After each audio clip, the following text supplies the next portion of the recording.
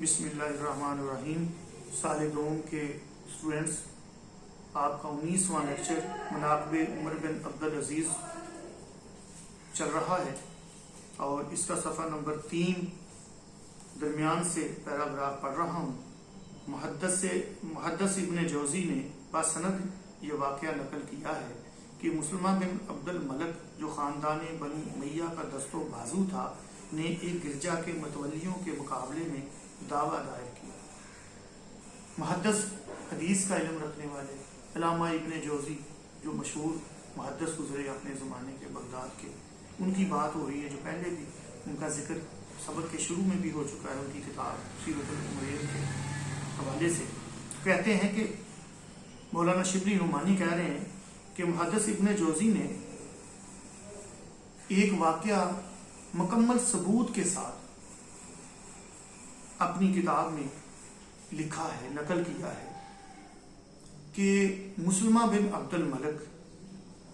جو خاندان بنو امیہ کا مددگار تھا، ان کا حقیقی مددگار تھا،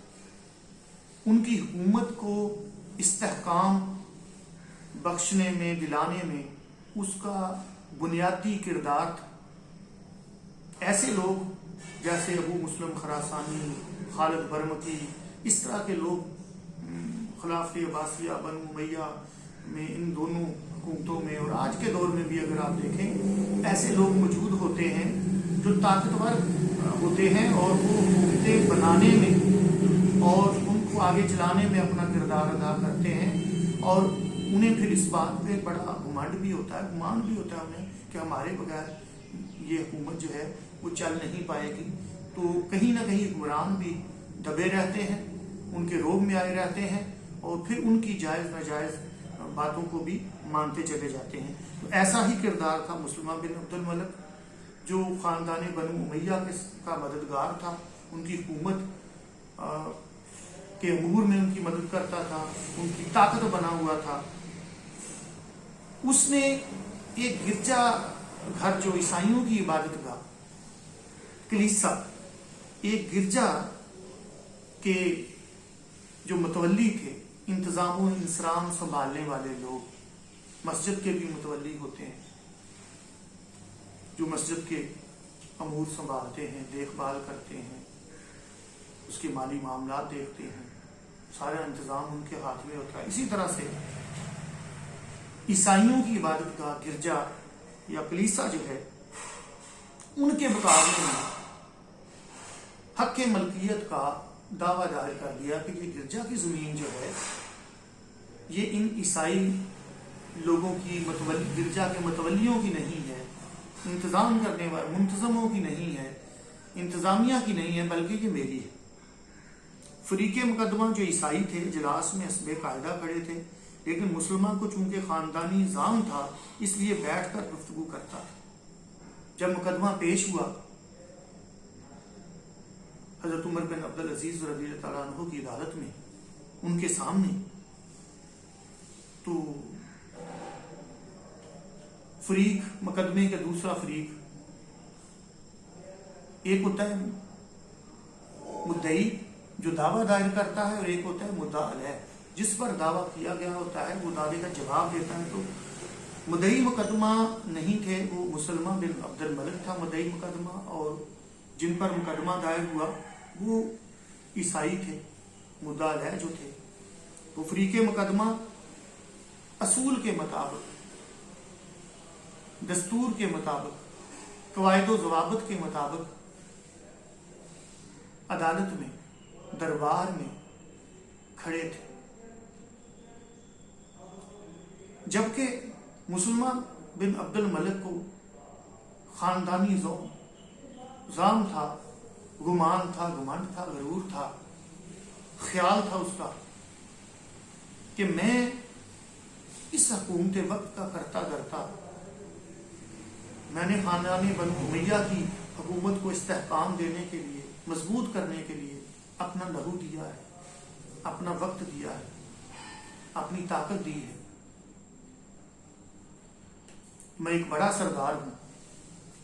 میں کیوں کھڑا ہوں؟ وہ بیٹھا ہوا تھا۔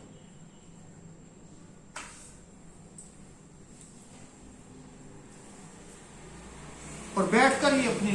اپنی گفتگو کر رہا تھا مقدمے سے متعلق. عمر بن عبدالعزیز نے رضی اللہ تعالیٰ عنہ نے کہا تمہارا فریق مقدمہ کھڑا ہے اس لیے تم بیٹھ نہیں سکتے, تم بھی اس کے برابر کھڑے ہو جاؤ یا کسی اور کو مقرر کرو جو تمہاری طرف سے مقدمے کی پیروی کرے. حضرت عمر بن عبدالعزیز جو حضرت عمر فاروق رضی اللہ تعالیٰ عنہ کے نقش قدم پہ چل رہے تھے, اسی طرح سے عدل, مساوات, برابری اپنے معاشرے کے اندر اپنے دور حکومت میں جاری و ساری کیے ہوئے تھے. انہوں نے اس کو ٹوک دیا کہ تمہارا فریق مقدمہ کھڑا ہے تو تم بھی کھڑے ہو جاؤ, تم بیٹھ نہیں سکتے,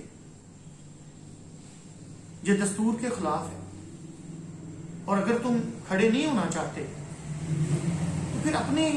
جگہ پہ کسی اور کو مقرر کر دو. عدالت میں کہا جاتا ہے کہ اصالتن یا وکالتن آپ پیش ہیں. اگر آپ اصالتن نہیں آ سکتے, آپ خود نہیں آ سکتے, تو اپنے طرف سے کوئی وکیل کر لو, کوئی بھی آدمی اپنی طرف سے کھڑا کر لو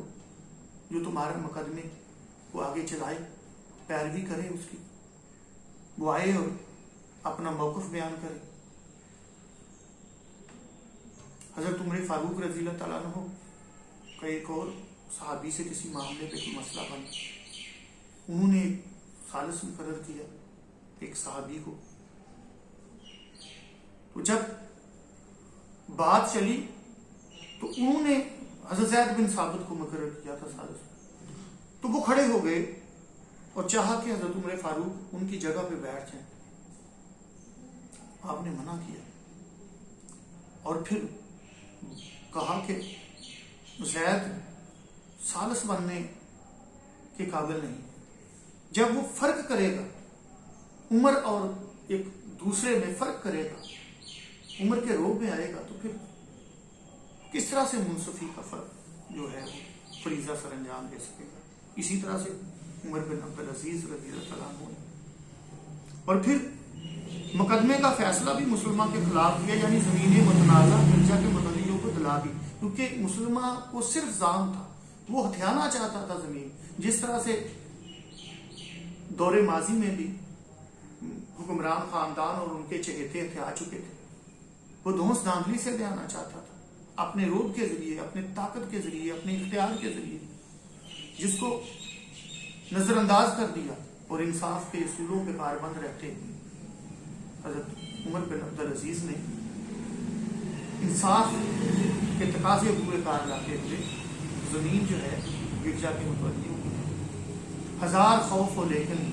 زباں ہو دل کی وسیع, بات فرماتے ہیں ہزار خوف ہو لیکن زباں ہو دل کی رفیق, یہی رہا ہے ازل سے کلندروں کا طریق. Thank you very much. آج کا لیکچر تمام ہوا.